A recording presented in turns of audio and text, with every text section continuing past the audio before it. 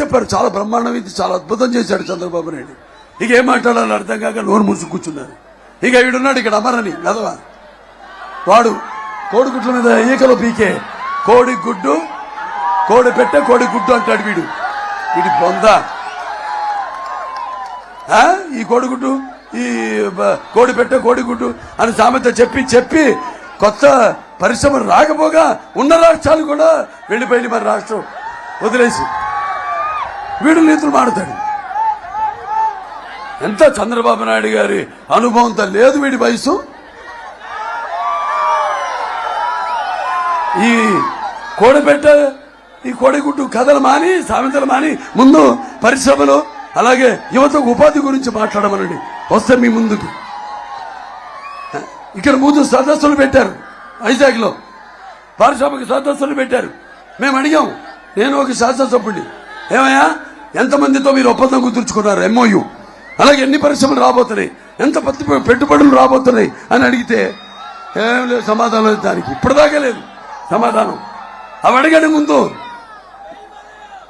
ఆ పరిశ్రమలు మేమే, నీవు మీ హక్కు.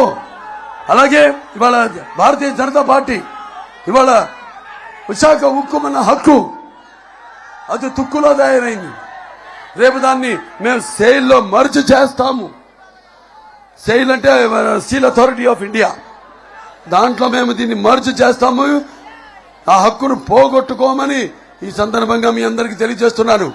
ఆ రోజు ఎంపీని గెలిపించమన్నాడు, ఇచ్చాం, 32 మందిని ఇచ్చాం. లోకసభ రాజ్యసభ అంతా కలిపి 32 మందిని ఇచ్చాం. ఎంపీకి వెళ్ళిండు. వీళ్ళు ఏదైనా ఈ రైల్వే జోను తీసుకురావడంలో విఫలం అయ్యారు.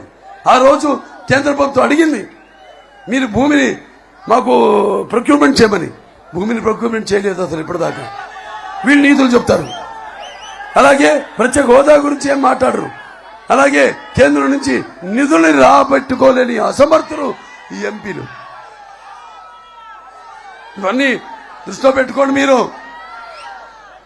ముందుంది గట్టు కాలం, ఏదైనా ఎదుర్కొనే. ఈ భూమి మీద అందరూ పుడతారు గెడతారు కానీ అందరూ మహానుభావులు కాలేరు. కానీ నేను చెప్పాను మహానుభావులు ఎవరు. ఆనాడు ఒక రాజకీయ చైతన్యం తీసుకొచ్చారు. సమాజమే దేవ, ఎవరైతే దేవుడులా కొలవబడ్డాడు ఆయనే ప్రజల్ని, సమాజమే దేవాలయం ప్రజల దేవుళ్ళు, అందులో నేను ఒక దేవుడిని కీర్తించిన మహానుభావుడు. ఒక మీరందరూ కూడా మహోన్నత విజయపథంలోకి నడవాలంటే, అత్యున్నత శిఖరాలకి మన రాష్ట్రాన్ని తీసుకెళ్లాలంటే మీరందరూ కూడా చరిత్ర సృష్టించాలన్న మేమే, దాన్ని తిరగరాయాలన్న మేమే. కానీ మరొకసారి ఎన్నోసార్లు రాష్ట్రం విపత్కర పరిస్థితుల్లో ఉన్నప్పుడు మీరు ఆదుకున్నారు. 83లో తెలుగుదేశాన్ని అధికారంలో తీసుకొచ్చారు. మళ్ళీ 84లో జరిగిన ప్రజాస్వామ్యం వెన్నుపోటు జరుగుతున్నప్పుడు మీరంతా ప్రజాస్వామ్యాన్ని పరిరక్షించారు. 2014లో మన రాష్ట్రం ఏర్పడ్డప్పుడు మీరంతా కూడా తెలుగుదేశానికి పట్టం కట్టారు.